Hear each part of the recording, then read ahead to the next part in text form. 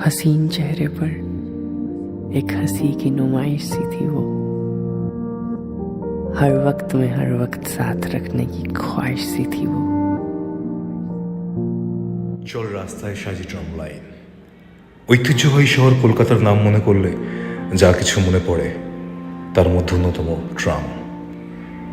দিনে দিনে কলকাতা যতই এগিয়ে যাক না কেন, কলকাতার ঐতিহ্যের ধারক ট্রাম স্বমহিমায় বজায় ছিল, আছে এবং থাকবে।